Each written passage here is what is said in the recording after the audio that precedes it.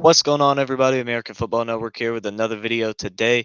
And today we have some breaking news for you guys. It broke about 2 hours ago, but we're going to jump into it, give our thoughts and opinions on it. Obviously, as you see from the picture, it is the Nick Saban news, the future Hall of Fame head coach, the GOAT of college football head coaches. Nick Saban is retiring. But before we get started, make sure you guys like and subscribe. Comment those thoughts and opinions down below. Let me know who you think the next head coach of Alabama will be. Help me reach that goal of 1,200 subs by the end of January. We're closing in on that, about 18 away, I believe. But let's go ahead and get started with today's video. So, man, what a surprise to everybody, and just what a career for Nick Saban. I mean, you look, started out in 1990 with Toledo, went 9-2 in that season.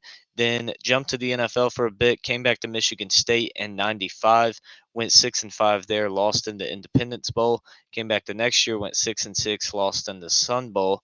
Came back the next year with them, went 7-5, lost in the Aloha Bowl. Went 6-6, didn't play in a bowl game. Went 9-2 in '99 with them. Then in 2000, went to LSU, finished ranked 22nd in the postseason. There went 8-4 on the season, won the Peach Bowl. 2001 went 10-3, finished ranked seventh, won the Sugar Bowl. In 2002 went 8-5, did not finish ranked in the AP poll, but got as high as 10, lost in the Cotton Bowl. In 2003 won the Sugar Bowl with LSU, and I believe that was the national title year. I could be wrong on that one, but I believe that's the year that they won the national title with LSU. Went 13-1, and that one finished the season ranked number 2 overall. Then in 2004, went to LSU or with LSU, got as high as ranked fourth in the AP poll, finished 16th, lost the Capital One Bowl, finished at 9-3. Then at 2007 with Alabama, went 7-6, did not finish ranked, won the Independence Bowl. That record was adjusted to 2-6 by the NCAA. In 2008, they went 12-2, was is ranked as high as number one, lost or dropped down to number six, and lost the Sugar Bowl that season. 2009, unbeaten national champs, went 14-0, again won the national championship. Next year in 2010, went 10-3, finished ranked 10th, won the Capital One Bowl. Then back-to-back national championships at 12-1 in 2011 and 13-1 in 2012. Won the BCS championship both years. In 2013, went 11-2, lost the Sugar Bowl, finished ranked seventh. 2014, went 12-2, finished the season ranked fourth, lost the Sugar Bowl in that one as well. In 2015, they went 14-1, finished ranked number one as they won the college football playoff national championship over Clemson. 2016, they go 14-1, finish the season ranked two. They lost in arguably the greatest national championship game of probably the best of the playoff era. In 2017, they go 13-1, win the playoff national championship again as well. 2018, lost in the national championship to Clemson, but did go 14-1 in that season. Then in 2019, they went 11-2, did not make the playoff, finished ranked eighth with a win in the Citrus Bowl. In 2020, Alabama was back again, went 13-0, won the national championship. In 2021, they went 13-2, finished the season ranked second. They lost the college football playoff national championship to Georgia. Then in 2022, they did not make the playoff, finished ranked fifth, won the Sugar Bowl though over Kansas State, absolutely destroyed them in that game. And then this past season, they went 12-2, got as high as three in the polls. Probably going to finish, I believe, in the AP poll, they finished at fifth or sixth. Might have even been a little bit higher than that, but they lost the Rose Bowl to Michigan. Now look at Nick Saban's just all-time record. He went in 28 years coaching in his career, went 297, 71-1, a .806 win percentage, and that's at major schools. Um, which he didn't coach in the FCS or anything like that. So that's his career record in the bowl games. He made it to 31 bowl games, obviously including in some of those the playoff games. Went 19-12 overall with a 61.3% win percentage. You look at the man's playoff record. This was the first time that he made the playoff this year and lost in the semifinals. He's 6-1 in the semifinals. He's made 6 national championships in the playoff era. They did go 3-3, but that is just incredible that he made 6 college football playoff national championships with 7 appearances. The only the only guy with more than three is Dabo Sweeney at 6, and he only made 4 college football playoff national championship appearances, went 2-2 in that span, beat Bama in both of them, lost to Bama in one of them. And I mean, his numbers are just so much better than anybody else's. You look at the guys, All Americans. He's got 45 consensus All Americans. Um, you look at him at his just awards and honors: 2003 AP Coach of the Year, 2003 Eddie Robinson Coach of the Year, 2003 Paul Bear Bryant Coach of the Year award, 2003 SEC Coach of the Year award, 2008 was the AP Coach of the Year again. 2008 won the Eddie Robinson Coach of the Year again. 2008 Home Depot Coach of the Year. 2008 SEC Coach of the Year. 2008 Walter Camp Coach of the Year. 2009 SEC Coach of the Year. 2016 SEC Coach of the Year. 2018 Walter Camp Coach of the Year. 2020 Paul Bear Bryant Coach of the Year. And 2020 SEC Coach of the Year. Dude was just incredible. Um, you look at his bowl games, he's made 31. That's number 3 all time. Bowl wins at 19, also number 3 of all time. His bowl win loss percentage at 61.3 finishes at 26 all time, but I don't see the full list, so I'm sure that includes some people that have only made 2 or 3 and won both of them. I mean, just incredible numbers from Nick Saban. You look at his first round NFL draft picks, he had 49 picks. Second most is 33 and 32. Um, you look here with recruiting. I mean, the dude won 7 straight recruiting titles. That's just insane. Um, you look at wins. He's sixth all time at the Division 1 level with 297. You look here with the national championships, he stands alone. He's by himself with 7. Bear Bryant had 6. Saban passed him. He had one in 2003, 2009, 2011, 2012, 2015, 2017, and 2020. Just, I mean, incredible numbers from Nick Saban.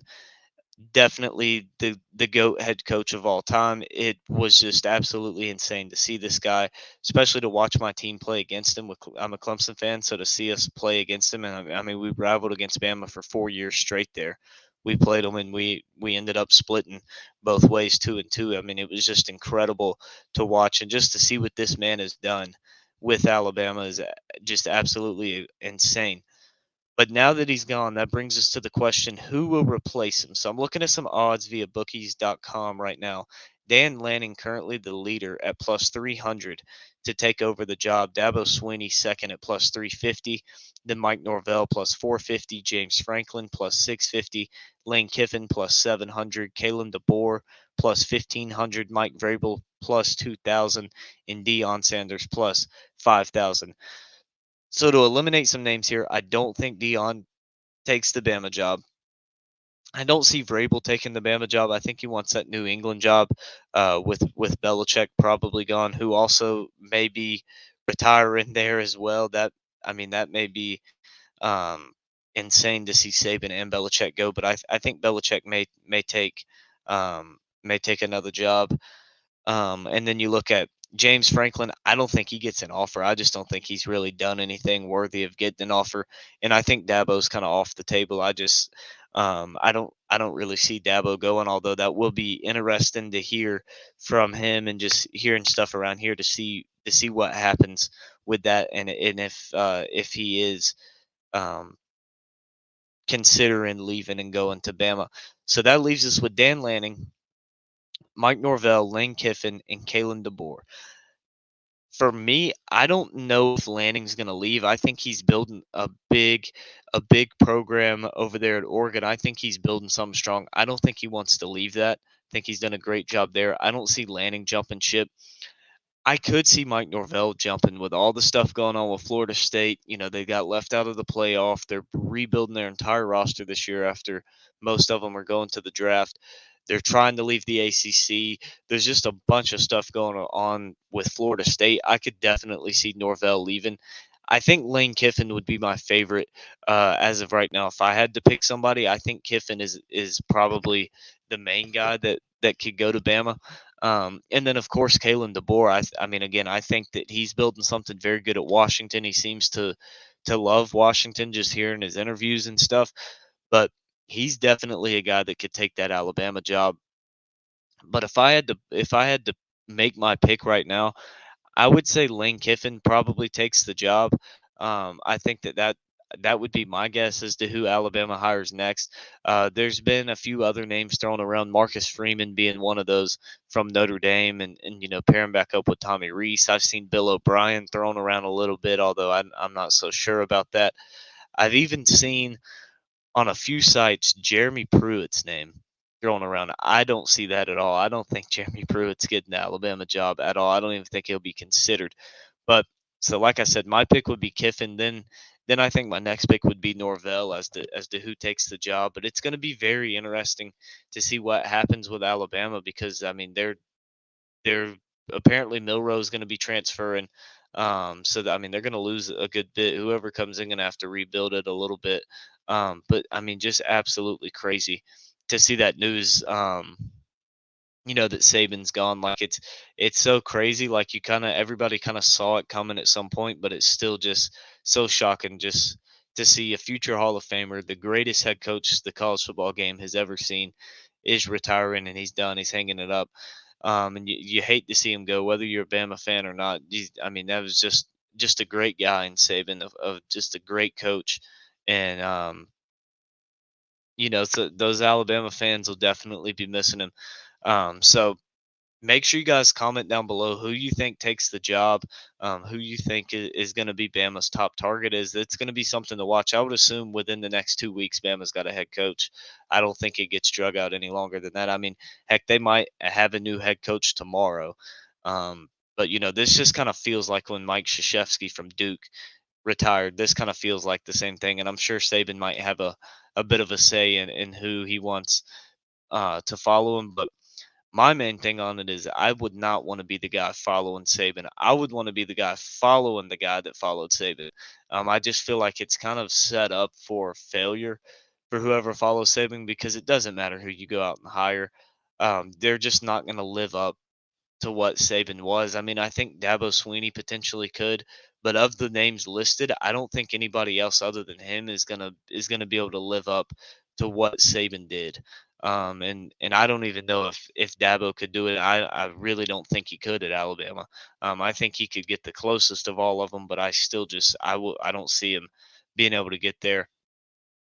It's just, I mean, it's gonna be disaster for the guy that shows up next because you're still gonna have these sky high expectations, but you're not gonna be able to obtain them. But yeah, so that's just kind of my thoughts on Nick Saban retiring. But let me know your guys' thoughts down below in the comment section. Let me know who you think they're gonna go after and hire as the next head coach going into next season. But I appreciate all of you guys watching this video. Make sure you like and subscribe. Help me reach that goal of 1,200 subs by the end of January. Again, we appreciate all you guys, and we will see you next time.